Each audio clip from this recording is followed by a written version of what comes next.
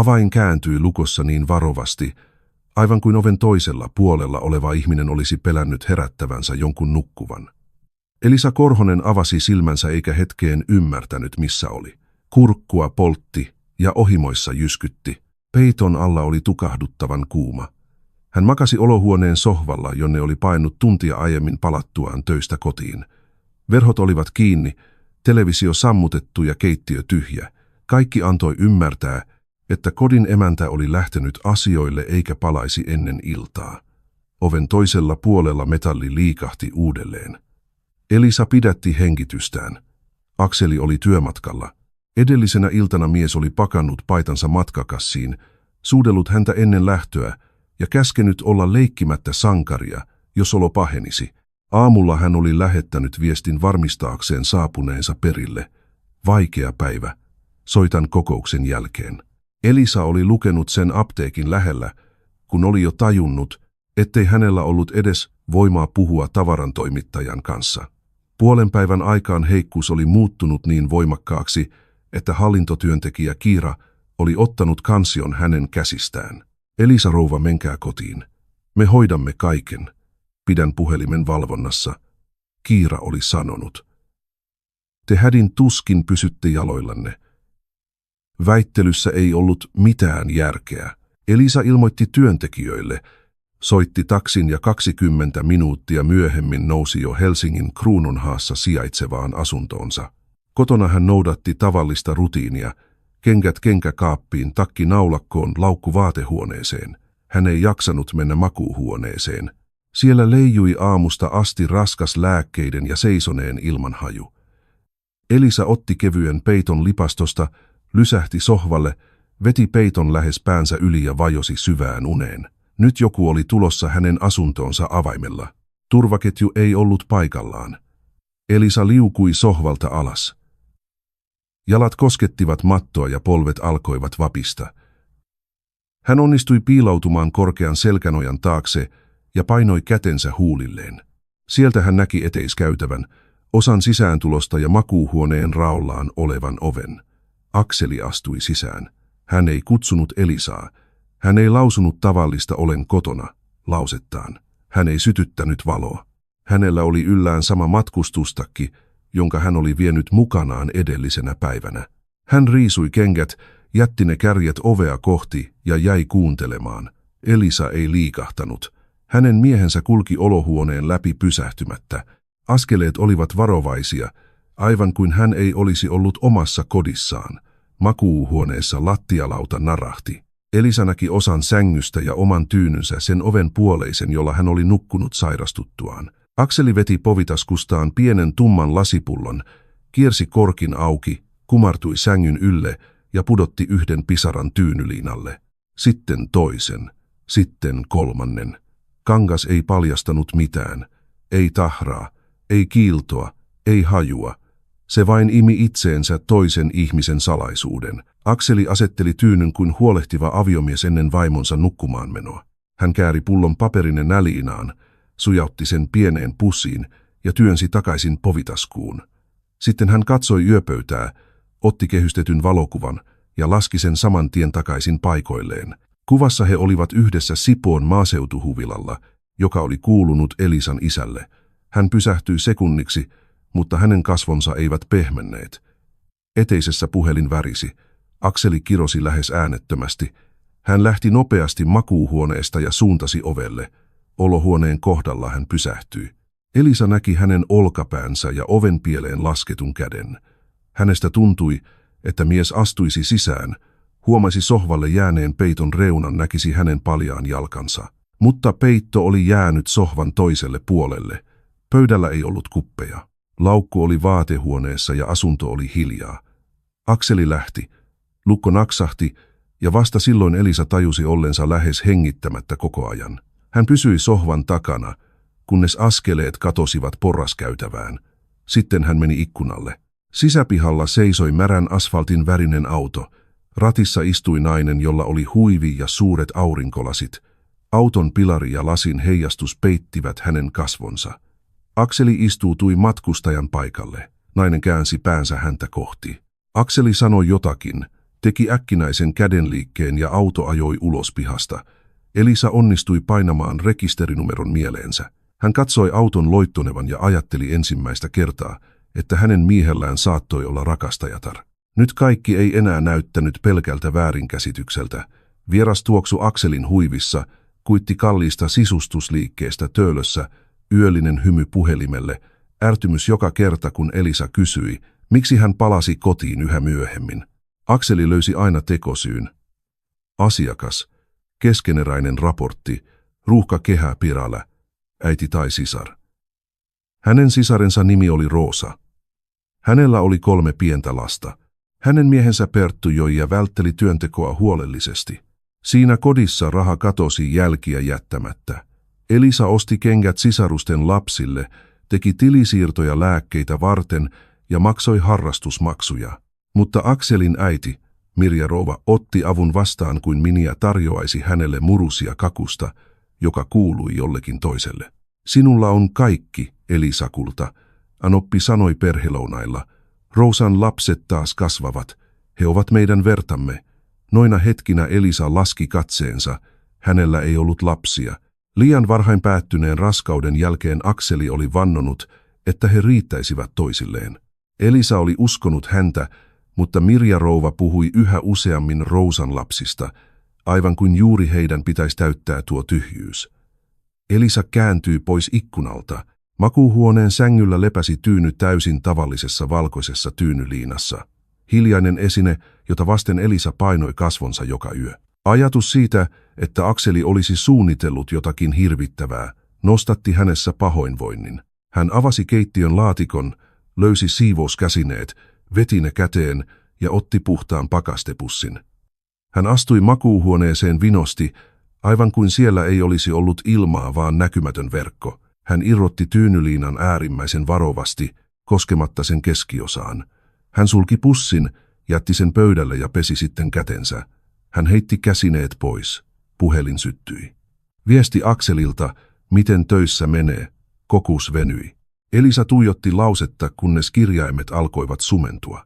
10 minuuttia aiemmin mies oli ollut siinä, seisonut hänen tyynynsä vieressä, sitten noussut autoon ikkunan alla ja nyt kirjoitti hänelle olemattomalta työmatkaltaan. Elisa näppäili, päätä särkee, tarkistan muutamia papereita apteekissa, vastaan myöhemmin. Ennen lähettämistä hän luki tekstin uudelleen. Jos Akseli tietäisi hänen olevan kotona, hän palaisi, soittaisi äidilleen tai keksisi uuden valheen. Elisa painoi lähetä ja laski puhelimen näyttö alaspäin. Sitten hän otti valokuvia. Sängystä, tyynystä ilman tyynyliinaa, pussista, seinäkellosta ja ulko-ovesta. Edellisen vuoden pakettivarkauksien jälkeen taloyhtiö oli asentanut pienen kameran porrastasanteelle. Tallenteet säilytettiin. Akseli oli tullut asuntoon kello 13.26 ja poistunut 8 minuuttia myöhemmin. Hänen kasvonsa näkyivät selvästi. Elisa lähetti videon omaan varasähköpostiinsa. Hän istui keittiössä puoli tuntia pussin vieressä. Heikkus ei ollut kadonnut, mutta pelko kirkasti ajatukset. Hän ei saanut haistaa kangasta, ei saanut pestä sitä eikä soittaa Akselille huutaakseen. Hänen täytyi soittaa jollekulle. Ensimmäinen ihminen, johon hän otti yhteyttä, oli hänen ystävänsä Irene. Missä olet? Irene kysyi. Kotona. Ääni on käheä. Elisa, jos joku on kaatanut tuntematonta nestettä tyynyyn, se voi olla vaarallista. Tauko kesti pidempään kuin vastaus. Kuka sen kaatoi? Akseli. Eikö hänen pitänyt olla työmatkalla? Niin minä luulin. Koskin kankaaseen käsineillä. Älä avaa pussia, äläkä haista sitä. Sulje makuuhuone ja tule luokseni. Tuo kaikki tallenteet. Elisa otti pussin, henkilökortin ja potilasasiakirjat. Hän jätti vanhan tabletin olohuoneen pöydälle. Sen akku oli melkein tyhjä. Ennen lähtöä hän huomasi eteisessä Akselin vara-avainkimpun. Se roikkui omalla paikallaan. Se tarkoitti, että mies oli tullut sisään toisella avaimella. Kuukautta aiemmin Akseli oli vaatinut lukon vaihtamista. Lukkoseppä oli tullut iltapäivällä, kun Elisa tapasi tavarantoimittajaa. Heille oli annettu 2 avainkimppua. 3. ei ollut koskaan puhuttu. Portaissa hän kohtasi Asta-rouvan. Elisa rouva, oletteko te kotona? Luulin, että teille tuli huono olo töissä, pyysin päästä aikaisemmin kotiin. Miehenne kävi täällä naisen kanssa autolla. Ajattelin jopa, että työmatka oli todella lyhyt. Näittekö naisen kasvot? Hänellä oli huivi ja aurinkolasit. Rehellisesti sanottuna hän ei näyttänyt rakastajattarelta. Hän istui ratissa kuin hän olisi ollut se, joka määräsi. Elisa yritti hymyillä. Jos Akseli kysyy, ette nähnyt minua. Asta rouva kurtisti kulmiaan. Ymmärsin. Soita, jos tarvitset jotakin. Klinikalla Irene otti pussin, soitti laboratoriossa työskentelevälle toksikologi Ilmari Rantaselle ja sopi alustavasta analyysistä. Sitten hän pakotti Elisan soittamaan asianajaja Matilda Korpelalle, joka oli Elisan isän vanha tuttu. Puhu rauhallisesti, Matilda sanoi tekemättä ennenaikaisia johtopäätöksiä, vain faktat. Elisa kertoi kaiken, huimauksen, sohvan, avaimen, Akselin, pullon, tyynyn, auton ja viestin väitetystä työmatkasta. Älkää palatko kotiin yksin, minun täytyy, jos en palaa, Akseli epäilee jotakin. Silloin ette keskustele hänen kanssaan tapahtuneesta lainkaan. Luovutatte Kankaan asiantuntijalle, teette kopiot tallenteista, ettekä ole ensimmäinen, joka soittaa miehellenne. Tohtori Ilmari Rantanen haki pussin tunnin kuluttua. Älkää nukkuko siinä sängyssä, älkääkä jääkö kahden miehenne kanssa ilman todistajia ennen kuin tiedämme, mitä Kankaassa on, hän sanoi. Sana aviomies kuulosti melkein pilkalta. Mies, jonka olisi pitänyt suojella hänen untaan, saattoi olla muuttanut sen ansaksi. Sinä iltana Elisa palasi kotiin. Irene rukoili häntä jäämään luokseen, mutta Elisa päätti toisin. Jos Akseli löytäisi asunnon tyhjänä, hän alkaisi etsiä Tyynyliinaa, soittaa äidilleen ja tarkistaa viestejä. Elisa halusi hänen uskovan, että kaikki eteni suunnitelmien mukaan.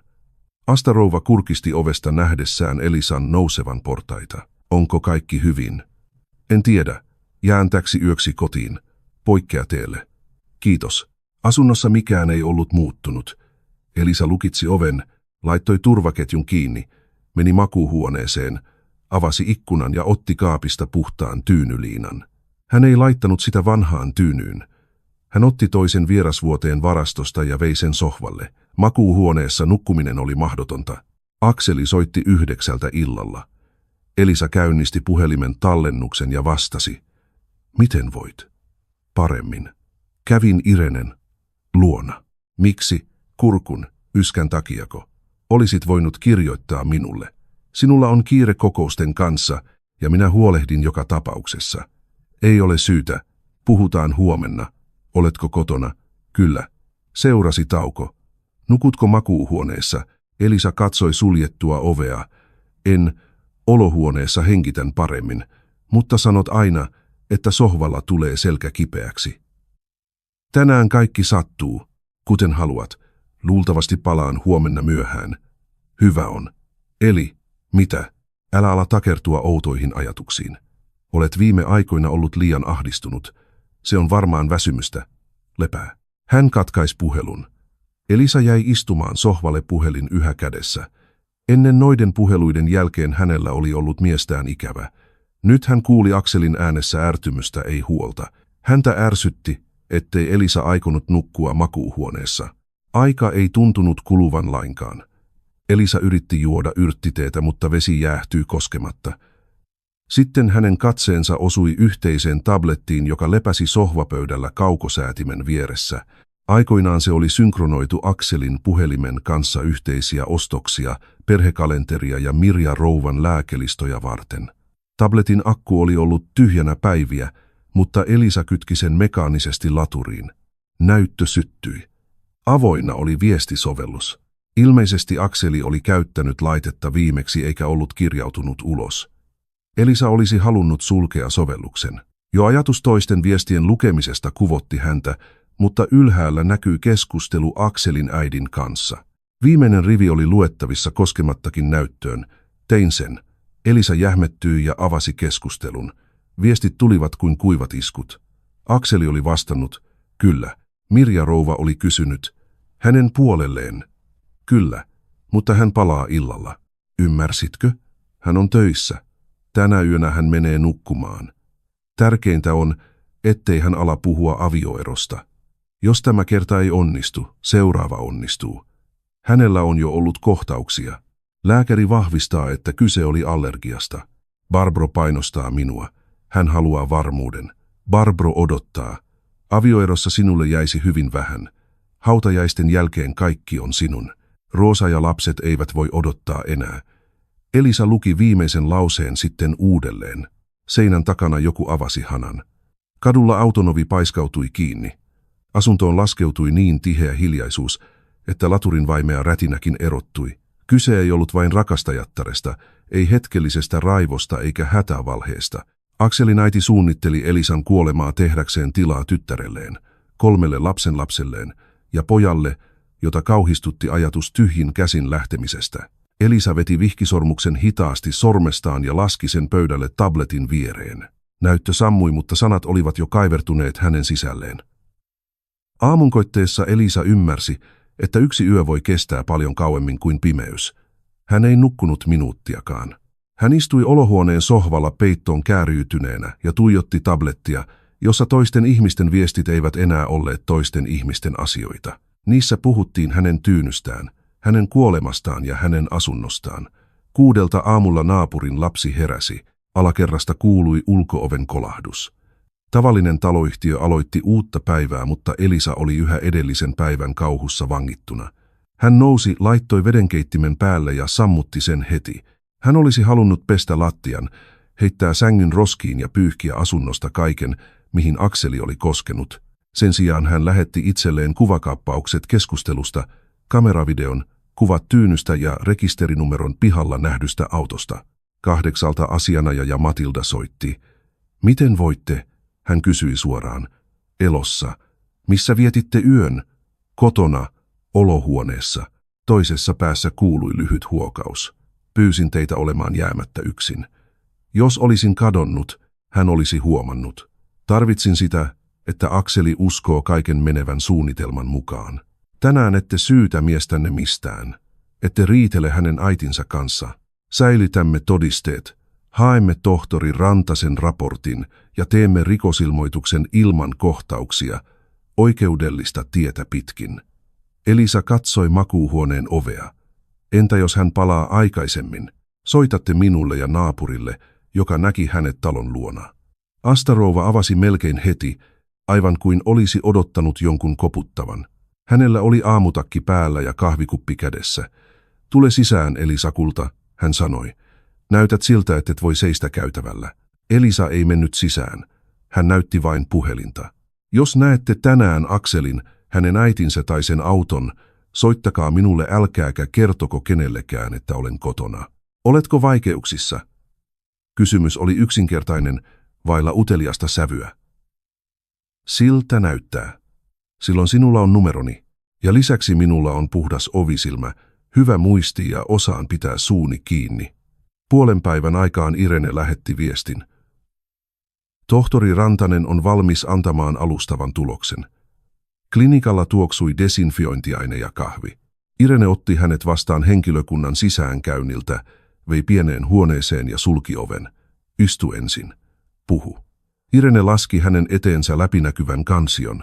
Tämä ei ole vielä virallinen lausunto, mutta kankaassa on jälkiä aineesta, joka voi aiheuttaa erittäin vakavan reaktion ihmiselle, jolla on jo todettu herkkyys. Kotona tuollainen aine ei päädy vahingossa tyynyliinalle. Elisa katsoi paperia, mutta kirjaimet eivät muodostaneet sanoja. Hän halusi, että minä tukehdun. Irene ei yrittänyt pehmentää totuutta. Hän halusi, että makaat kyllästetyllä tyynyllä. Loput asiantuntijat selvittävät. Puhun sinulle lääkärinä, mutta ystävänä lähtisin juuri nyt etsimään häntä ja pyyhkisin sen rauhallisen ilmeen hänen kasvoiltaan. Mutta me emme tarvitse impulssia. Me tarvitsemme tuloksia. Asianajaja Matilda saapui klinikalle 5 tuntia myöhemmin. Hän tarkisti keskustelun, kameratallenteen, valokuvat ja alustavan lausunnon. Hän luki 2 Mirja rouvan lauseen hautajaisista. Anoppine on ollut äärimmäisen varomaton. Hän ei ajatellut minun lukevan niitä viestejä. Rikosilmoitus laadittiin ilman tunnekuohua. Asianajaja pysyi faktoissa. Varhainen paluu töistä, puolison salamyhkäinen sisääntulo, nesteen kaataminen tyynyliinalle, kameratallenne, viestit äidin kanssa ja konkreettinen pelko omasta hengestä. Poliisilaitoksella asiakirjat otettiin vastaan rauhallisesti. Kukaan ei luvannut välitöntä pidätystä. Elisa pelkäsi mediakohua, mutta kohtasi kylmän ja täsmällisen menettelyn, joka oli ensimmäinen askel hänen suojelemisekseen. Kun asiat oli hoidettu, Matilda saattoi hänet autolle. Nyt tulee vaikein osa, ette saa paljastaa itseänne. Hiljaisuutenne täytyy näyttää sairauden seuraukselta, ei tietoisuudelta. Ja vielä yksi asia, älkää etsikö rakastajatarta. Elisa nosti katseensa. Miksi luulette, että halusin tehdä niin? Koska olette hänen vaimonsa. Palattuaan kotiin Elisa avasi Akselin vaatekaapin. Ei enää vaimona, joka etsii todisteita, vaan naisena, joka yrittää ymmärtää rinnallaan kulkenutta rinnakkaiselämää. Yhden takin taskusta hän löysi sisustusliikkeen kuitin. Päivämäärä vastasi edellistä valheellista työmatkaa. Alalaitaan oli lisätty merkintä, sohvan toimitus, vastaanottajan osoite. Vieressä oli nimi Barbro Miettinen. Elisa istuutui sohvan reunalle ja ponnahti heti ylös. Siinä istuminen oli mahdotonta. Kuukautta aiemmin Akseli oli riidellyt hänen kanssaan juuri olohuoneen vanhasta sohvasta. Meidän pitäisi vaihtaa huonekalut, hän oli sanonut. Miksi? Meidän sohvamme on vielä hyvä. Sinä kiinnyt kaikkeen, jopa esineisiin. Lopulta hän siis todella osti uuden sohvan, mutta ei heidän kotiinsa. Elisa kuvasi kuitin ja laittoi sen takaisin taskuun. Sitten hän etsi tilausnumeron miehensä tililtä. Toimitus oli määrätty samalle päivälle kello 14:16. Osoite sijaitsi uudessa asuinkompleksissa Kalasatamassa meren lähellä. Asianajaja Matilda oli käskenyt olla etsimättä rakastajatarta, mutta tuo kuitti ei sisältänyt vain petoksen jälkeä. Se oli kartta tulevaisuudesta, jota Akseli oli rakentanut ilman häntä. 2:30 Elisa seisoi viereisen talon portin lähellä. Liikkeen pakettiauto saapui ajallaan. 2 miestä purki muoviin käärityn sohvan. Minuuttia myöhemmin Barbro tuli ulos rappukäytävästä.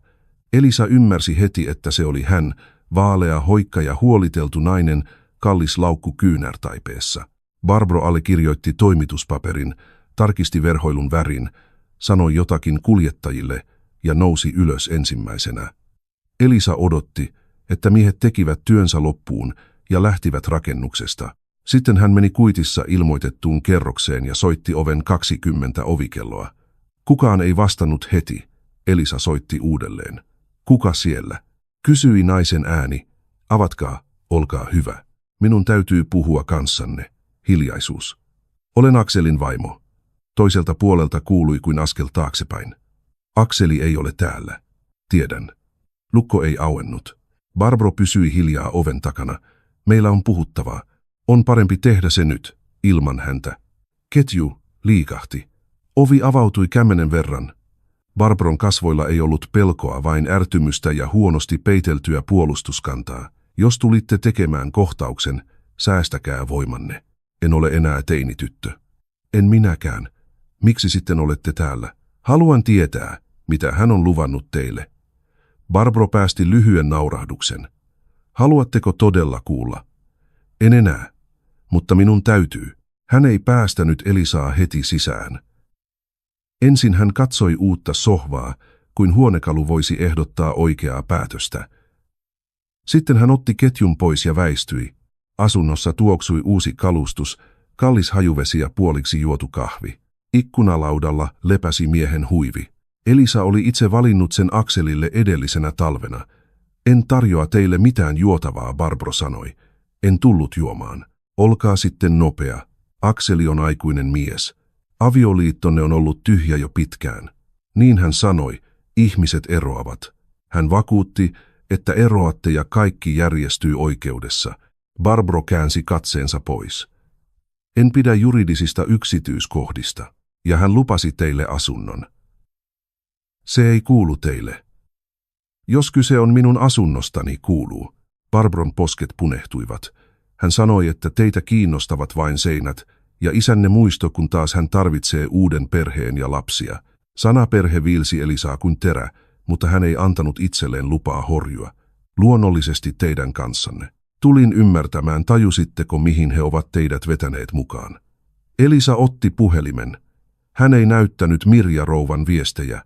Oli liian aikaista. Hän avasi sen sijaan kuvan tyynystä ilman tyynyliinaa ja kuvan pussista. Eilen Akselin piti olla työmatkalla. Hän tuli salaa kotiin ja kaatoi tuntematonta ainetta tyynylleni. Nainen odotti häntä autossa. Barbro purskahti lyhyen kuivaan nauruun. Oletteko tosissanne? Nyt te liioittelette todella. Minä en ollut autossa hänen kanssaan.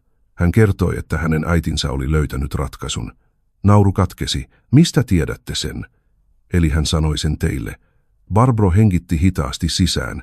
Hän sanoi, että hänen äitinsä tuntee tiettyjä ihmisiä, että avioerosta tulisi likainen, että te veisitte häneltä kaiken, että minun piti olla kärsivällinen, ja sitten hän olisi vapaa. Ilman avioeroa. Hän ei selittänyt. Ettekä te kysynyt. Minä rakastan häntä. Elisa katsoi uutta sohvaa. Ei. Te odotitte vain, että paikka vapautuu. Barbro kääntyi rajusti. Te piditte häntä sidottuna mukavuuden vuoksi. Hän sanoi, että olitte kylmä, että sairaalan jälkeen teistä oli tullut toinen ihminen ja että kotinne tuoksui hänen appensa muistolle. Elisa tunsi vanhan kivun avautuvan. Sairaalahuone tyhjä käytävä. Akseli puristamassa hänen kättään lapsen menetyksen jälkeen ja ilmeisesti kertomassa toiselle naiselle, että vaimosta oli tullut hankala varjo. Selittikö hän, miksi muutui niin paljon? Barbro vaikeni. Kysykää häneltä joskus, Elisa sanoi. Mutta ilman kysymistäkin tulette vielä tuntemaan inhoa. Mitä haluatte minusta? Älkää soittako hänelle, älkääkä kertoko, että kävin täällä.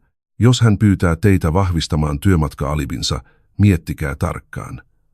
Jos haluatte joutua rikosprosessiin, jossa mies yritti tappaa vaimonsa perinnön vuoksi, tappaa teidät. Te olette seonnut. En. Toistaiseksi vain varoitan teitä. Jos olette viisas, lähdette vapaaehtoisesti. Elisa suuntasi ovelle. Eteisessä Barbro puhui hiljaisemmalla äänellä. Hän ei luvannut minulle teidän asuntoanne, vaan toisen.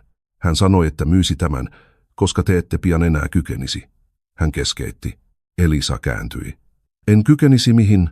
Barbro painoi sormensa huulilleen. Ei mitään. Lopettakaa lause.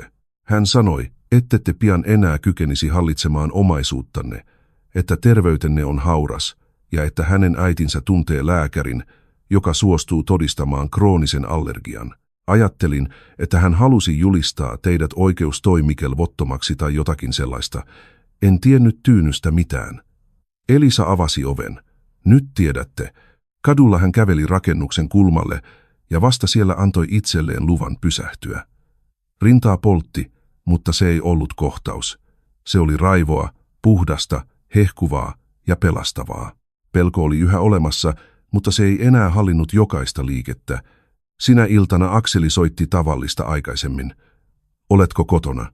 Kyllä. Miltä tuntuu? Niin ja näin. Huomenna palaan. Matka loppui odotettua aiemmin.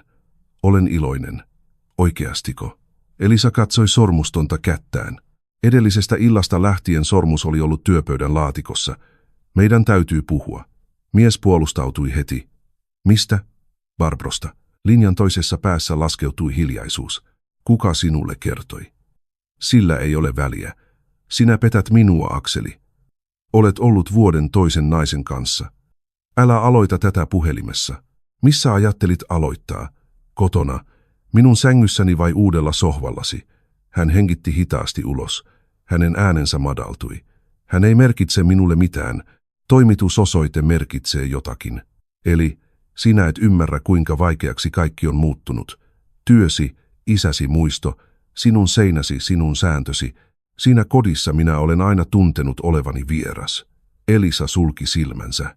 Ja mikä minä olin sinun suunnitelmassasi? Mikä suunnitelma? Aloitetaan perheesi suunnitelmasta. Akseli löysi heti tutun katuvan aviomiehen sävyn. Anna anteeksi. Kyllä, tein väärin. Barbro ilmestyi silloin, kun koti oli muuttunut niin tyhjäksi. Äiti painosti minua. Roosa ei lakannut itkemästä. Perttu oli alkanut juoda taas. Olin ylikuormittunut ja etsin rakastajattaren. Olin yksinäinen. Minä olin sairaalassa menettänyt lapsemme, Akseli. Olitko sinäkin yksinäinen? Siinä kohdassa mies vaikeni liian pitkäksi aikaa.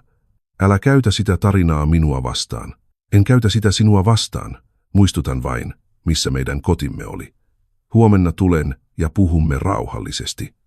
Tule, mutta en lupaa, että rauhaa on. Elisa katkaisi puhelun ensimmäisenä. Myöhään illalla ovikello soi. Elisa luuli sen olevan Asta-rouva, mutta kynnyksellä seisoi Roosa ilman takkia, vanhassa villapaidassa ja nuorin lapsi sylissään. Hiuksia karkasi ponnarista ja hänen huulensa oli halki. Lapsi nukkui kasvot painettuina hänen olkaansa vasten. Elisa, voinko tulla sisään? Vain 5 minuutiksi. Elisa väistyi. Mitä tapahtui? Perttu oli humalassa. Hän alkoi huutaa lasten edessä. Hän käski minua lakata nöyryyttämästä itseäni pyytämällä sinulta apua, koska pian me eläisimme kunnolla. Mistä hän sai sellaisen ajatuksen? Roosa nosti turvonneet kasvonsa.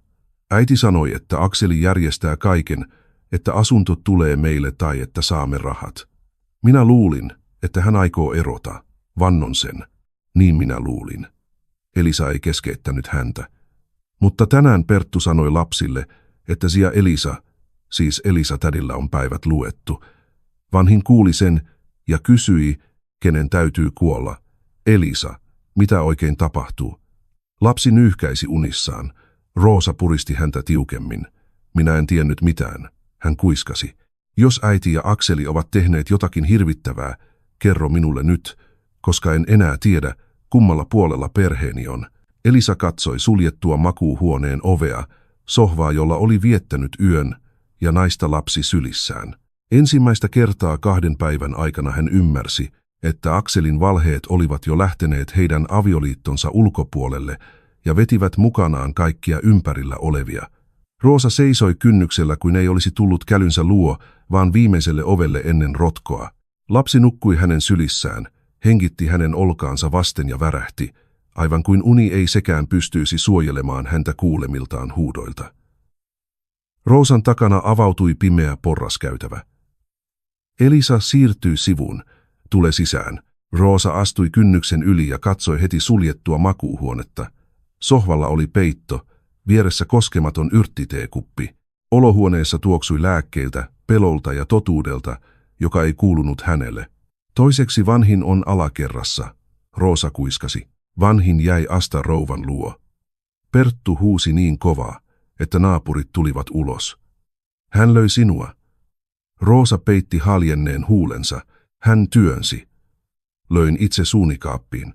Älä puolusta häntä täällä. Roosa laski katseensa ja puristi lasta entistä tiukemmin. Minua hävettää. Elisa laittoi turvaketjun paikoilleen ja vei hänet keittiöön. Roosa istuutui.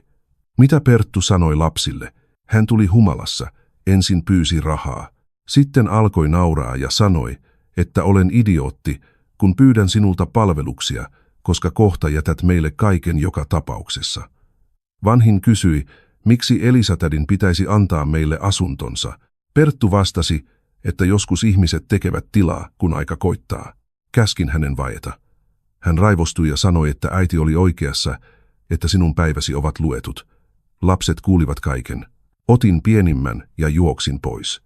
Keittiöön laskeutui hiljaisuus. Roosa, tiesitkö tyynystä? Nainen tuijotti häntä. Mistä tyynystä? Pelko vastauksessa oli liian aitoa ollakseen valhe. Elisa otti puhelimen ja avasi kuvan pussissa olevasta tyynyliinasta. Sinä päivänä Akselin piti olla työmatkalla. Hän tuli tänne luulen, etten ole kotona. Hän kaatoi jotakin tyynylle ja lähti. Auto odotti häntä. Roosa katsoi kuvaa, sitten makuuhuoneen ovea. Hetkeen hän ei hengittänyt. Akseli ei pystyisi. Äitisi kirjoitti hänelle, että avioerossa hän saisi melkein ei mitään, mutta hautajaisten jälkeen kaikki olisi hänen. Roosa peitti suunsa kädellä. Lapsi värähti ja hän alkoi keinuttaa tätä nopeammin. Äiti sanoi, että pian kaikki järjestyy. Hän kuiskasi. Luulin, että Akseli on eroamassa. Hän sanoi minulle, että lapsilla olisi normaali elämä, että veljeni oli vihdoin muistanut oman verensä, ja sinä ajattelit, että minun asuntoni voisi tulla teille. Kyyneleet valuivat Roosan poskille. Ajattelin, että sinä olet rikas ja vahva, että sinä selviäisit tästäkin. Kuten aina, nuo sanat sattuivat enemmän kuin syytös. Selviäisin mistä? Avioerosta, nöyryytyksestä vai omista hautajaisistani? En tiennyt, Roosa nyhkytti. Vannon, Elisa. Halusin uskoa, että kaikki tehtäisiin laillisesti, että hän lähtisi, ottaisi osansa ja me vuokraisimme jotakin. Kielsin itseäni ajattelemasta, että sinä voisit kuolla. Elisa istui häntä vastapäätä. Mirja rouva ei pelastanut sinua. Hän käytti sinua kilpenä. Hän on äitini. Niin. Juuri siksi sinun on vaikeampi nähdä totuus. Rousan puhelin värisi pöydällä. Näytölle ilmestyi Pertun nimi. Hän säpsähti. Jos en vastaa, hän tulee etsimään minua täältä. Hän kuiskasi. Laita kaiutin päälle. Roosa vastasi puheluun. Missä olet? Hänen miehensä karjui. Elisan luona. Elisa otti oman puhelimensa ja käynnisti tallennuksen. Älä huuda, lapset kuulevat, Roosa sanoi hiljaa. Ei kiinnosta, tule tänne ja pyydä häneltä rahat. Kohta koko hänen omaisuutensa on meidän, hän voi aloittaa ennakkomaksusta. Perttu, ole hiljaa. Sinun rakas äitisi sanoi, että asia on lähes hoidettu. Akseli ei ole tyhmä. Hän ottaa sen, mikä hänelle kuuluu. Siitä lapsettomasta naisesta ei välitä kukaan. Sanoit sen lasten edessä. Roosa kalpeni. Sitten heidän on parempi tottua totuuteen. Elisa katkaisi puhelun. Nuorin lapsi heräsi ja alkoi itkeä hiljaa. Roosa puristi hänet rintaansa vasten. Näin äitisi pelaa. Elisa sanoi. Hän käyttää sinun epätoivoasi, miehesi alkoholismia, lasten pelkoa, minun kipuani ja Akselin ahneutta. Käytävästä kuului askelia. Asta-rouva toi 2 vanhinta tytärtä. Tyttö piti pikkusiskoaan hihasta ja hänen kasvoillaan oli ilme, jota yhdenkään lapsen ei pitäisi tuntea. Äiti, emmekö mene kotiin? Hän kysyi. Roosa yritti hymyillä, mutta ei onnistunut. Emme, Aino, emme nyt. Elisa kyykistyi tytön eteen. Minulla on ystävä, joka on lääkäri. Hänen kodissaan teillä on rauhallista. Menette sinne äidin kanssa ja huomenna me aikuiset päätämme, miten autamme teitä. Isä löytää meidät tänä yönä. Ei löydä. Asta-rouva puuttui väliin, puhelin jo kädessä. Soitin taksin. Se on kuski, jonka tunnen, sama joka vie minut mökille. Hän ei ole liikaa puhuvaa sorttia. 20 minuuttia myöhemmin Roosa lähti asunnosta lasten kanssa. Kynnyksellä hän kääntyi. Elisa, vannon etten tiennyt. Nyt tiedät. Pelkään äitiä. Silloin älä ensimmäistä kertaa tee sitä, mitä hän odottaa sinulta. Ovi sulkeutui. Elisa nojautui seinään. Olohuone oli taas tyhjä, mutta siellä leijui yhä tytön kuiskaus. Elisa, tädillä on päivät luettu. Humalaisen miehen lausuma lause, syntynyt perhekeskusteluista, joita lapsen ei olisi koskaan pitänyt kuulla. Aamulla Akseli palasi. Elisa näki hänet ovisilmästä. Hänellä oli kukkia kädessään ja pakotettu hymy kasvoillaan. Hän toi kukkakimppuja jokaisen riidan jälkeen tehdäkseen syyllisyydestä kauniimman. Elisa ei avannut heti. Ensin hän soitti Asta-rouvalle. Naapuri tuli porrastasanteelle roskapussi kädessään. Voinko tulla sisään? Akseli kysyi. Puhu siinä. Hän vilkaisi naapuria. Eli me olemme aviomies ja vaimo. Olimme sitä eilenkin. En ymmärrä tuota sävyä. Aloita helpoimmasta. Miksi valehtelit työmatkasta? Hetken ajan mies pysyi liikkumatta, mutta löysi vastauksen heti.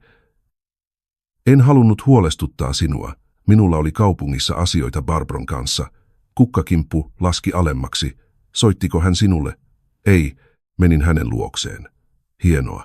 Nyt alat kiertää kaikkia tuntemiani ihmisiä ja tehdä minut naurunalaiseksi. Siihen et tarvitse minun apuani. Barbro ei merkitse minulle mitään, ja uusi sohva oli virhe. Tietenkin. Eli nyt riittää. Olen jo myöntänyt virheeni. Olen sekaisin. Äiti painostaa minua, Roosa uppoaa, Perttu juo. Olen ollut revittynä kaikkien välillä. Ja nyt ketä kohtaan tunnet sääliä, meitäkö, et, itseäsi. Akseli otti askeleen eteenpäin, mutta Elisa ei perääntynyt.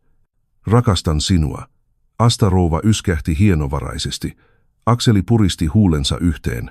Voimmeko puhua ilman yleisöä? Saat minut näyttämään hirviöltä. Moniko aviomies palaa salaa työmatkaltaan? Akselin kasvot kiristyivät. Mitä tarkoitat? Toistaiseksi en mitään. Hän ymmärsi, että ovi oli sulkeutumassa. Tulen tänä iltana takaisin. Puhumme kuin normaalit ihmiset. Älä tule ilmoittamatta. Tämä asunto on myös minun. Ei Akseli, sinulla on osoite täällä, mutta asunto kuuluu minulle. Muistat sen hyvin ja äitisikin muistaa. Hänen katseensa nousi äkisti. Älä sotke äitiäni tähän. Hän sotki itsensä. Akseli ei vastannut. Hän veti kukat takaisin, kuin olisi katunut jopa tuon säälittävän sovinnon merkin jättämistä, ja laskeutui portaita. Lounaan jälkeen Mirja rouva saapui. Hän ei ollut ilmoittanut tulostaan. Hän tuli hedelmäkassi kädessään ja asenteella, joka kuului ihmiselle, joka uskoo olevansa oikeutettu astumaan toisen kotiin. Elisa ei avannut heti, mutta Anoppi koputti sinnikkäästi. Elisakulta, tulin hyvällä mielellä. En voi hyvin, juuri siksi olen täällä. Hän astui sisään ja suuntasi keittiöön. Akseli soitti minulle. Olet kylmä hänelle, teet väärin. Mies voi kompastua ja vaimon pitää osata ymmärtää. Puhutteko Barbrosta? Hänestäkin. Sellainen käärme, joka tarttui häneen. Sellaista tapahtuu. Tärkeintä on perhe. Mikä perhe? Mirja rouva siristi silmiään. Akselin perhe, minun perheeni, Roosa ja 3 lasta, joilla ei ole syytä kärsiä. Näit itse, millaisissa vaatteissa he kulkevat. Olen ostanut heille vaatteita, 2 talvitakkia ja useita lääkkeitä. Elisakulta, sinulla on apteekki, liiketiloja ja asunto. Sinulle ne ovat murusia. Ja minä, mitä minä olen teille? Poikani vaimo niin kauan kuin olet hyödyllinen.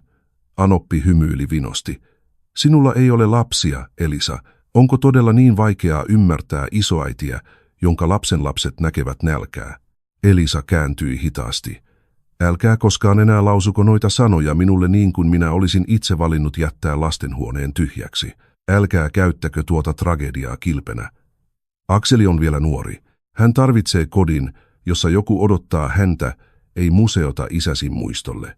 Tulitteko puhumaan avioliitostani? Tulin pelastamaan sen, mikä vielä voidaan pelastaa. Olette jo yrittäneet, enkä maksa hengelläni toisten ahneutta. Mirja rouva nousi. Eli Roosa juoksi jo itkemään sinulle. Hän on heikko. Hän on aina ollut. Sinä taas olet vahva, joten sinun on helppo tuomita. Hänen miehensä ajoi tyttärenne ulos kotoa humalassa, koska te olitte istuttaneet hänen päähänsä ajatuksen, että pian olemme rikkaita. Ei ole minun vikani, jos vävysi juo, jos Roosa pelkää jättää hänet tai jos Akseli pettää sinua, eikä minulla ole velvollisuutta kuolla, jotta lapsenlapsillenne olisi maailmassa enemmän tilaa.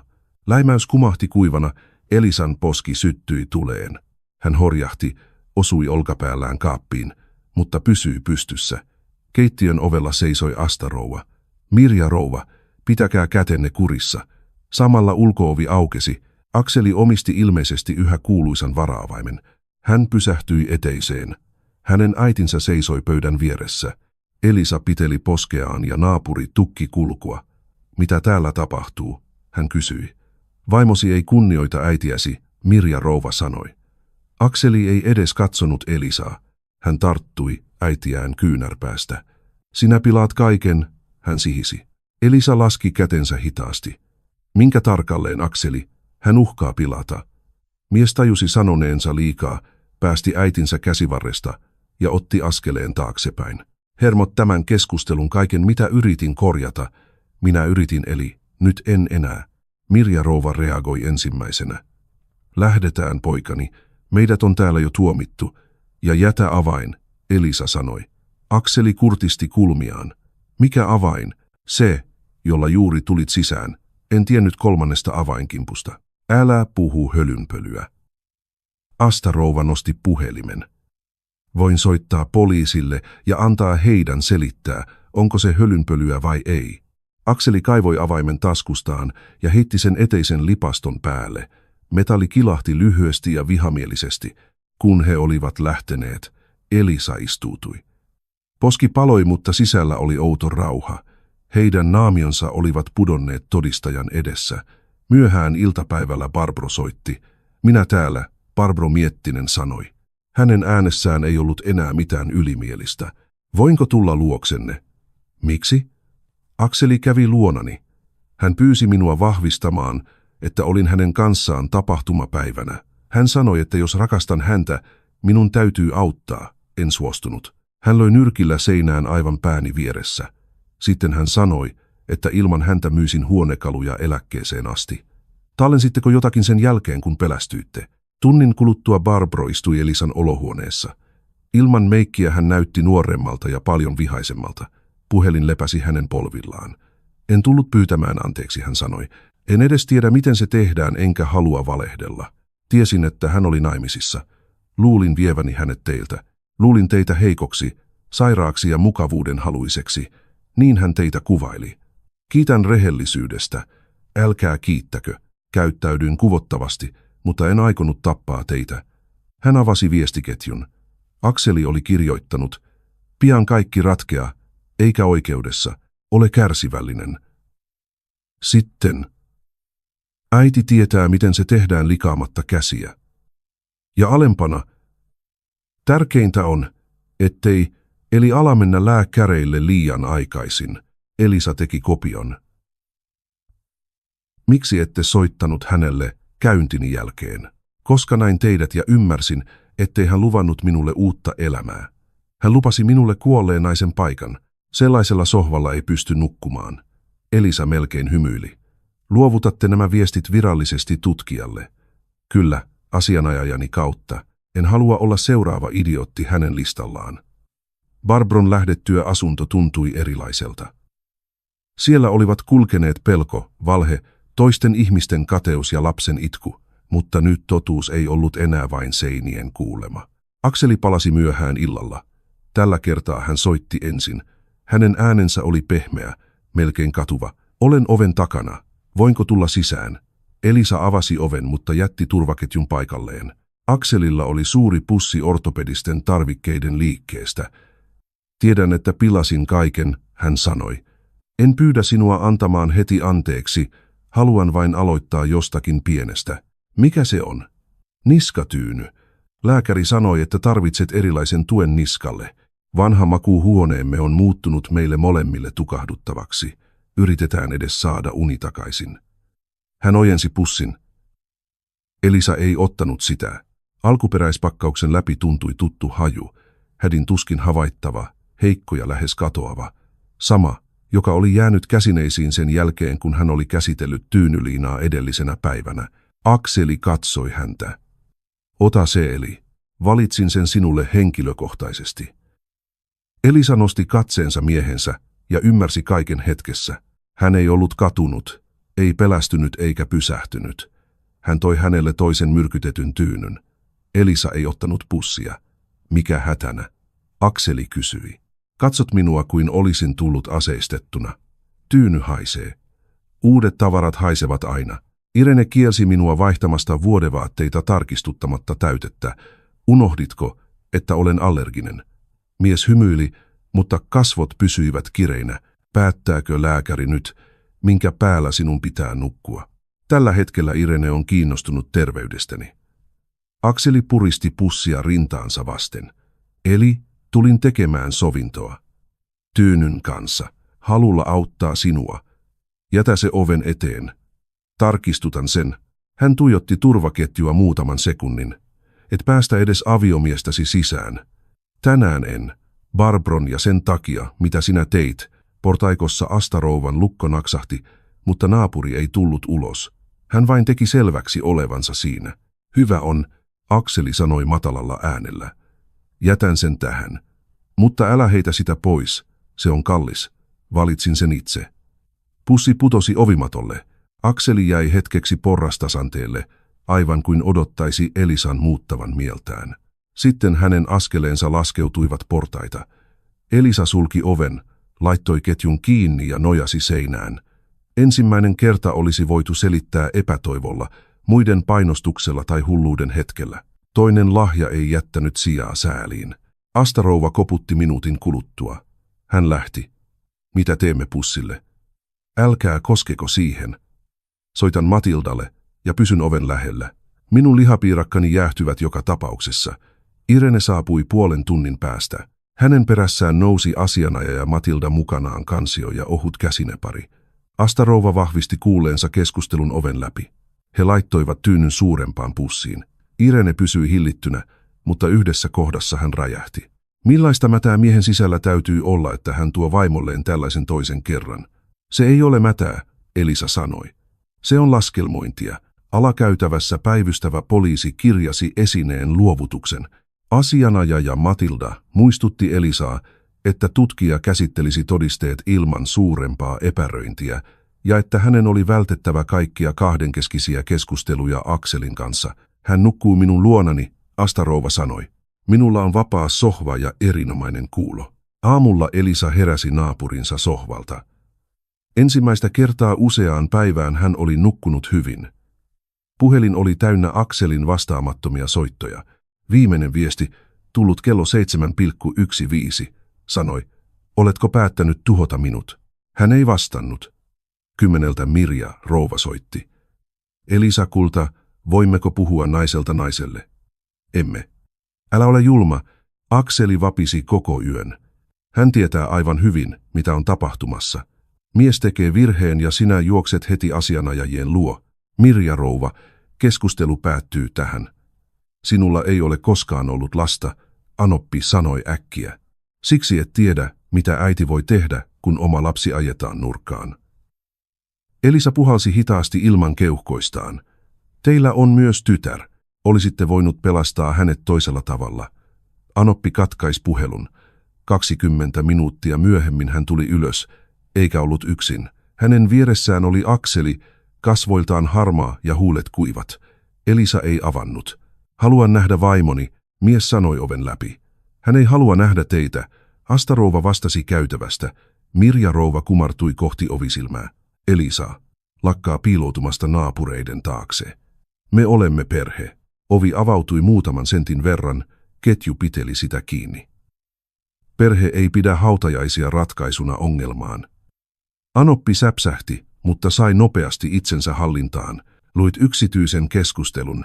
Kirjoititte minun kuolemastani. Ne olivat vihaisena sanottuja sanoja. En tiennyt, että Akseli tekisi typeryyden. Akseli nosti päänsä. Äiti, ole hiljaa, hän sanoi terävästi. Ensimmäistä kertaa Elisa näki Anoppinsa vaienneen pojan yhdestä käskystä, ja hän näki myös, miten aikuinen mies, joka kykeni menemään salaa vaimonsa vuoteen viereen, muuttui pelokkaaksi lapseksi Mirja rouvan rinnalla. Hän ei kuitenkaan tuntenut myötätuntoa, myötätunnon herättämisen oikeuskin täytyy ansaita. Haluan sopimuksen, Anoppi sanoi. Mistä? Perut rikosilmoituksen. Akseli lähtee minne haluaa. Annat hänelle hieman rahaa uuden alun saamiseksi ja unohdamme tämän likaisen sotkun. Te kutsutte murhairitystä likaiseksi sotkuksi. Akseli tarttui oven reunaan, eli en halunnut tämän päättyvän näin. Elisa katsoi häntä suoraan kasvoihin. Ja miten kuvittelit aamuni? Oletetaan, että kaikki olisi mennyt suunnitelmasi mukaan. Olisitko tullut makuuhuoneeseen? Olisitko soittanut hätänumeroon? Olisitko halannut elotonta ruumistani? Vai olisitko kirjoittanut heti äidillesi? Mirja rouva veti terävästi henkeä. Riittää, en halua kuulla tällaista. Akseli otti askeleen taaksepäin. Vastausta ei tullut. Siksi en peru rikosilmoitusta, Elisa sanoi ja sulki oven. Toiselta puolelta kuului käden iskeytyminen ovenpieleen. Tulet katumaan tätä, Anoppi sanoi, nyt ilman vähäisintäkään lempöyttä. Tämä keskustelu tallentuu, Asta-rouva ilmoitti rauhallisesti. Heidän askeleensa etääntyivät portaita alas. Lounaan jälkeen Barbro soitti.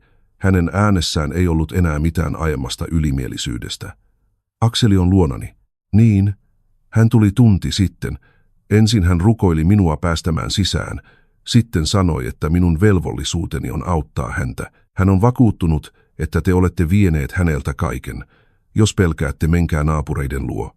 Minä pelkään jo. Taustalla ovi paiskautui. Barbro, kuului miehen ääni. Kenen kanssa puhut? Barbro madalsi ääntään. Hän pyytää minulta rahaa. Sanoo, että hänen täytyy paeta kauas. En anna sitä. En halua enää olla missään tekemisissä hänen kanssaan. Elisa kuuli Akselin. Sano hänelle, että rakastat minua.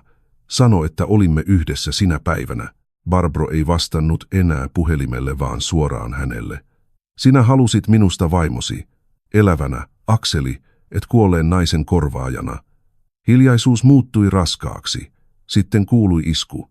Hän löi kaappia, Barbro kuiskasi. Tallennus on päällä. Lähtekää sieltä heti.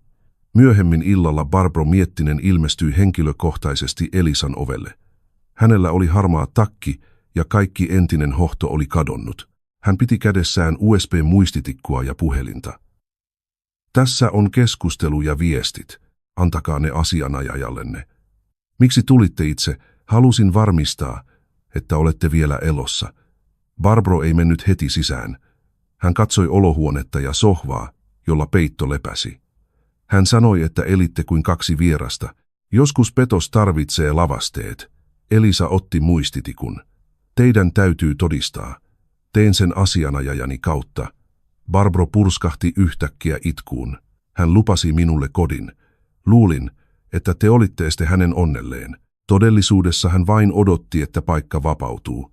Elisa ei yrittänyt lohduttaa häntä. Lähtekää, älkääkä enää avatko ovea Akselille. Barbro nyökkäsi ja lähti. Sinä iltana Roosa soitti.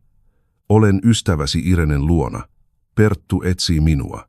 Äiti soittaa ja huutaa, että olen petturi. Oletko turvassa? Toistaiseksi kyllä. Elisa, jos pysyn hiljaa, tyttäreni kasvaa ajatellen, että köyhyys oikeuttaa toisen naisen kuoleman toivomisen. Mitä haluat tehdä? Kertoa kaiken. Äidin keskustelut, puheet asunnosta, sen kun hän sanoi, että Elisa on joka tapauksessa jäänyt yksin. En tiennyt pullosta, mutta kuulin tarpeeksi. Matilda voi auttaa sinua tekemään sen oikein. Ei. Haluan, että tutkija kutsuu minut. En halua, että näyttää siltä kuin sinä olisit ostanut minut, koska autat lapsiani. Noissa sanoissa puhui ensimmäistä kertaa ihminen, joka ei pyytänyt hyvän tekeväisyyttä, vaan äiti. Sydänyöllä Akseli palasi. Hän ei soittanut ovikelloa. Hän vain istuutui portaille oven eteen. Elisa kuuli kahahduksen, sitten hänen äänensä. Eli. Hän meni paljain jaloin lähemmäs. Astarova oli jo omassa eteisessään puhelin kädessä. Älä avaa, naapuri sanoi. En ajatellutkaan. Oven toisella puolella Akseli päästi katkeran naurahduksen. Tiedän, että olet siinä. Kävelit aina paljain jaloin, kun pelkäsit herättäväsi muut. Elisa ei vastannut. Muistatko ensimmäisen vuokrahuoneemme? Vuokranantajilla vuoti aina putki. Sinä laitoit ämpärin alle ja sanoit, että meillä oli ainakin yksi nurkka kokonaan oma. Isäsi piti minua turhakkeena. Ja sinä sanoit hänelle, että hän vielä näkisi, mihin pystyn. Elisa painoi otsansa kylmää ovea vasten. Ja minä näin.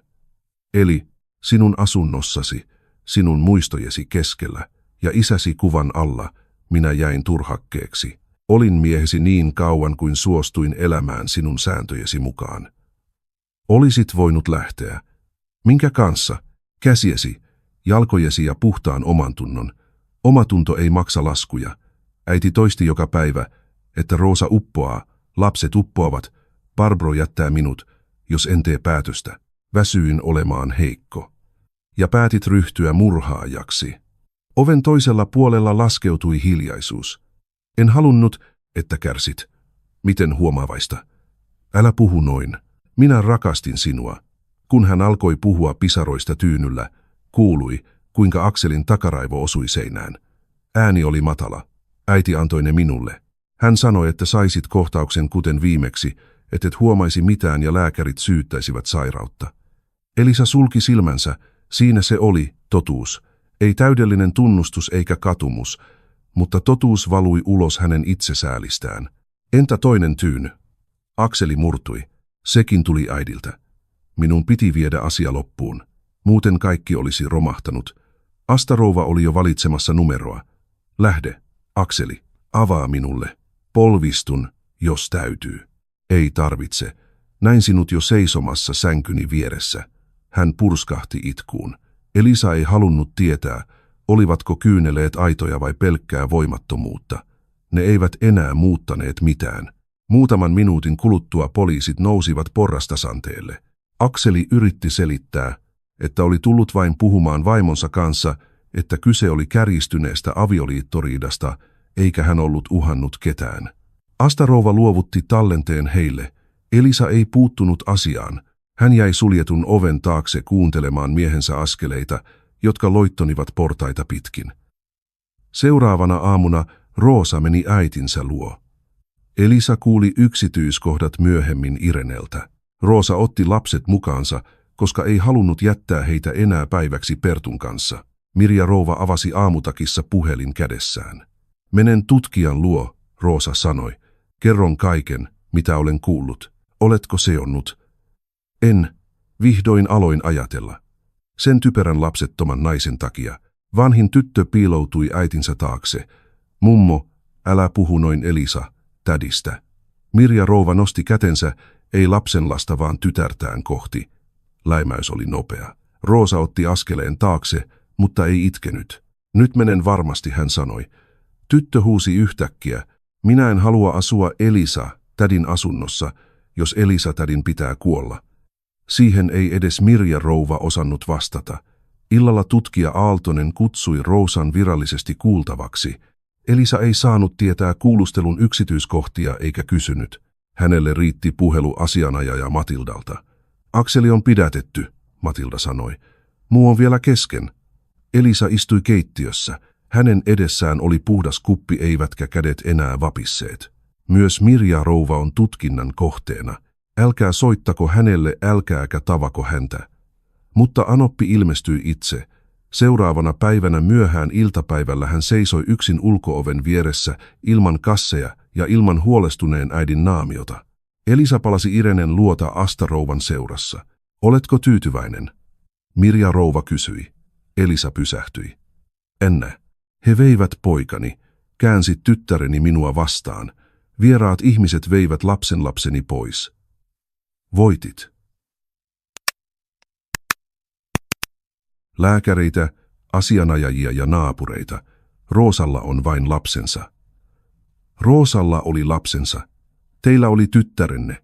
Valitsitte olla pelastamatta heitä ja tappaa minut. Anoppi otti askeleen häntä kohti, mutta pihaan ajoi turvakodin auto. Siitä nousi Roosa 3 lapsen kanssa. Vanhin piti pikkuveljeä kädestä. Pienin nukkui äitinsä olkapäätä vasten. Mirja rouva kääntyi. Roosa. Tytär pysähtyi sekunniksi. Hänen kasvonsa olivat kalpeat, mutta rauhalliset. Lapset. Autoon. Roosa, minä tein kaiken teidän vuoksenne. Roosa avasi oven ja asetti pienimmän istuimeen. Sitten hän katsoi äitiään. Meidän vuoksemme sinun olisi pitänyt elää rehellisesti, köyhinä kyllä, mutta rehellisesti. Hän sulki oven. Mirja rouva jäi liikkumattomana portin eteen. Ensimmäistä kertaa siitä lähtien, kun Elisa oli hänet tuntenut, hän ei näyttänyt vahvalta eikä määräilevältä. Hän oli vain nainen, jolle oma veri oli kääntänyt selkänsä, koska se ei halunnut olla tekosyy toisen ihmisen kuolemalle. Elisa kulki hänen ohitseen kääntymättä. Selkää särki ja poski muistutti yhä läimäyksestä. Edessä olivat oikeudenkäynti, lausunnot, avioero ja tyhjä makuuhuone. Mutta siitä yöstä lähtien hän tiesi yhden asian. Hänen kotinsa vaarallisin lukko oli vihdoin avautunut. Ei se, jonka Akseli oli salaa avannut, vaan se, joka oli pitänyt häntä vankina vieraassa perheessä, jossa rakkaus oli jo kauan sitten korvattu puhtaalla hyödyllä. Akselin pidätyksen jälkeen asunto muuttui liian suureksi. Seuraavana päivänä Elisa palasi sinne Irenen ja Asta-rouvan kanssa. Eteisen lipastolla oli yhä avain, jonka Akseli oli heittänyt riidan jälkeen. Irene meni olohuoneeseen, nosti peiton sohvalta ja puristi sitä rintaansa vasten. Tässä sinä nukuit, tai ainakin yritit. Aloitamme tästä. He yksinkertaisesti avasivat ikkunat, työnsivät vanhat vuodevaatteet roskapusseihin ja kantoivat makuuhuoneesta pois ne 2 tyynyä, joilla ei enää ollut mitään tekemistä unen kanssa. Elisa jäi sängyn viereen katsomaan tyhjää paikkaa yöpöydällä, jossa joskus oli ollut miehen puhelin ja vesilasi. Nyt jäljellä oli vain vieras hiljaisuus. Haluatko, että heitämme kaiken pois? Irene kysyi. En kaikkea. Elisa otti pienen laatikon, jossa oli vauvanvaatteita ja puristi sen rintaansa vasten. Sairaalasta kotiin palattuaan hän ei ollut koskaan uskaltanut laittaa sitä liian kauas. Akseli oli sanonut, että he selviäisivät siitä kivusta yhdessä. Sitten juuri tuo kipu oli muuttunut hänen äitinsä käsissä aseeksi. Tämä jää, Elisa sanoi. Asta-rouva kääntyi ikkunaa kohti ja huokaisi. Entä sänky? Elisa siveli puista päätyä kädellään. Sänkykin lähtee. Iltapäivällä Matildan järjestämät muuttomiehet tulivat. Irene varmisti, etteivät he vieneet vääriä huonekaluja. Asta-rouva saapui piiraan kanssa ja ilmoitti, että nälkäinen ihminen tekee tyhmyyksiä. Kun makuuhuone oli täysin tyhjä, Elisa astui sinne ensimmäistä kertaa pelkäämättä astuvansa näkymättömään ansaan. Valkoiset seinät, huonekalujen jättämät jäljet ja pölyraidat lattialla. Huone näytti paperilta, jolta makaaberi tarina oli pyyhitty pois. Täällä kaikki tulee olemaan erilaista, Irene sanoi. Kyllä. Seuraavana päivänä asianajaja Matilda toi hänelle Akselin kirjeen. Se oli tullut hänen asianajajansa kautta. Minun ei ole pakko antaa tätä teille, mutta pyysitte näyttämään kaiken, mikä koskee teitä henkilökohtaisesti. Elisa katsoi kuorta pitkään. Hänen miehensä käsiala oli kivuliaan tuttu. Oli ollut aika, jolloin Akseli jätti hänelle lappuja jääkaapin oveen. Osta leipää, älä unohda huivia. Rakastan sinua, haluan lukea sen, Elisa avasi kuoren keittiössä. Akseli kirjoitti äidin painostuksesta, Rosan veloista, Barbron vaatimuksista ja pelosta viettää koko elämänsä rikkaan naisen miehenä ilman oikeutta omaan elämään. Hän muistutti sairaalasta, Sipoon huvilasta ja pyysi, ettei Elisa olisi liian ankara häntä kohtaan oikeudenkäynnissä. Mutta koko kirjeestä puuttui tärkein asia. Hän ei koskaan kirjoittanut toivoneensa hänen kuolemaansa. Asianajaja Matilda laittoi kirjeen läpinäkyvään muovitaskuun. Tämäkin on vastaus. Ei. Vastaus oli tyynyssä. Muutaman päivän kuluttua Barbro soitti. Ääni oli sammunut vailla entistä röyhkeettä. Minun täytyy palauttaa teille korvakorut. Näkemäni perusteella Akseli osti ne yhteiseltä tililtänne. Luovuttakaa ne tutkijalle. Halusin tehdä sen henkilökohtaisesti. Se ei ole tarpeen. Toisessa päässä oli pitkä hiljaisuus. Sain potkut. He sanoivat, ettei huonekaluliike voi sallia tällaista skandaalia. Ironista, kun otin lahjoja vastaan naimisissa olevalta mieheltä, skandaalit kelpasivat minulle oikein hyvin. Elisa ei vastannut. Olin idiootti, Barbro jatkoi. Halusin vain sanoa, että luulin teidän olevan este, kun te elitte omaa elämäänne. Suostuin täyttämään paikan, joka ei ollut vielä vapaa. Minun tehtäväni ei ole tuomita teitä, tiedän. Todistan kaikesta, mitä tiedän, pyytämättä mitään vastineeksi. Tehkää se itsenne vuoksi. Oikeudenkäynti alkoi muutamaa kuukautta myöhemmin. Sitä ennen oli kuulusteluja, lausuntoja, asianajajan puheluita, avioeroja, outoja päiviä, jolloin Elisa unohti aamulla hetkeksi, ettei Akseli enää tulisi keittiöön. Matilda selitti hänelle vain sen, mikä oli välttämätöntä. Lausunto vahvisti vaarallisen aineen sekä ensimmäisestä tyynyliinasta että toisesta tyynystä. Akselin ja hänen äitinsä viestit liitettiin asiakirjoihin, Barbro todisti. Rosa kertoi Mirja rouvan keskusteluista. Kaikki muu tapahtui toimistojen suljettujen ovien takana, eikä Elisalla ollut mitään halua kurkistaa niiden taakse. Ensimmäisessä istunnossa Akseli näytti vanhentuneelta.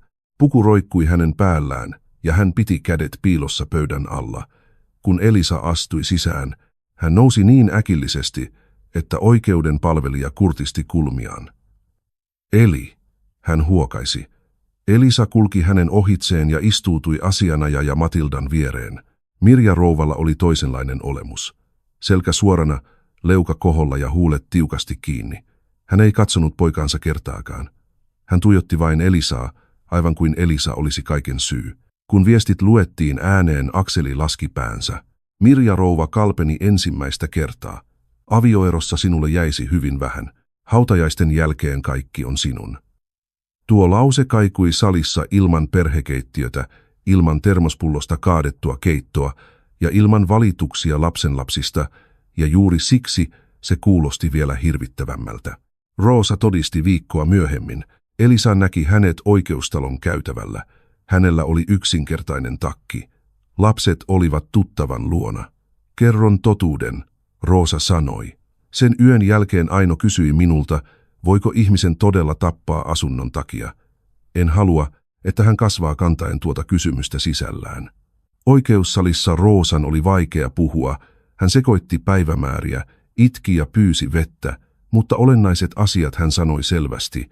Hänen äitinsä oli luvannut normaalin elämän, kun Akseli ratkaisisi ongelman vaimonsa kanssa. Perttu oli puhunut lapsille asunnosta, joka jonakin päivänä olisi heidän, Mirja rouva kutsui Elisaa lapsettomaksi naiseksi ja sanoi hänen olevan liikaa. Akseli pelkäsi lähtemistä ilman omaisuutta. Halusin uskoa, että kyse oli avioerosta, Roosa sanoi. Minulle oli mukavaa ajatella niin, se on suurin häpeäni, mutta minä en halunnut Elisa rouvan kuolemaa. Sitten hän kääntyi Elisan puoleen.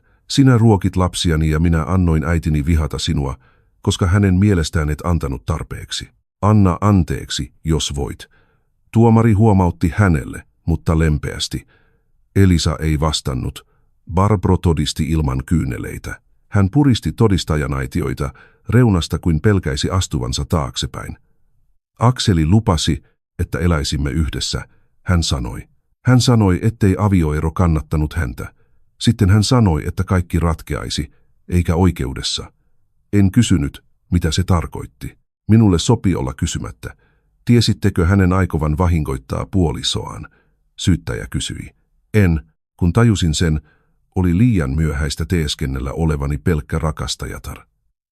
Mirja rouva kuunteli kaikkia, kun seuraisi jonkun toisen häpeää, mutta kun tuli hänen vuoronsa, ääni vapisi odottamattomasti. Ajattelin vain lapsenlapsiani, tytärtäni ja sitä, että poikani oli elänyt vuosia toisen varallisuuden keskellä omistamatta mitään omaa. Miksi lapsenlastenne auttamisen piti alkaa Elisa rouvan kuolemasta? Syyttäjä kysyi. Nainen oli pitkään hiljaa. Rikkaat selviävät aina, tavalla tai toisella, hän sanoi lopulta hiljaa. Joku pidätti huudahduksen salissa. Akseli peitti kasvonsa käsillään. Roosa poistui käytävään. Elisa pysyi liikkumatta. Eniten häntä järkytti täydellinen vastuun puute, se että aivan loppuun asti anoppi ei ymmärtänyt, ettei kyse ollut rikkaudesta vaan elämästä itsestään. Tuomio annettiin kevään lopussa. Akseli tuomittiin ehdottomaan vankeusrangaistukseen. Myös Mirja rouva tuomittiin, koska hän ei vain tiennyt suunnitelmasta, vaan painosti poikansa toteuttamaan sen. Perttu joutui vastaamaan uhkauksista ja perheen sisäisestä pakottamisesta, ja Roosa haki avioeroa. Barbro Miettinen ei joutunut vankilaan, mutta menetti työnsä, maineensa, lahjansa ja sen kauniin valheen, jonka edessä hän oli päättänyt sulkea silmänsä. Oikeudenkäynnin jälkeen Roosa odotti Elisaa ulkona. En tullut rahan takia, hän kiirehti sanomaan. Älä pelkää, en enää pelkää sinua. Roosa hymyili katkerasti. Ennen olisin loukkaantunut tuosta. Elisa ojensi hänelle kirjekuoren. Tässä on perheoikeuteen perehtyneen asianajajan yhteystieto, lastenpsykologin yhteystieto ja osoite varastoon, joka palkkaa naisia koulutettaviksi. Palkka on pieni, mutta sopimus on laillinen.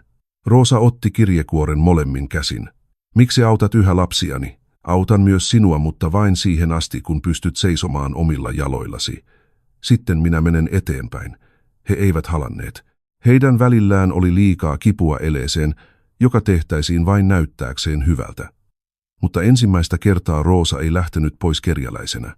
Hän lähti naisena, joka oli alkanut ottaa elämänsä ohja takaisin.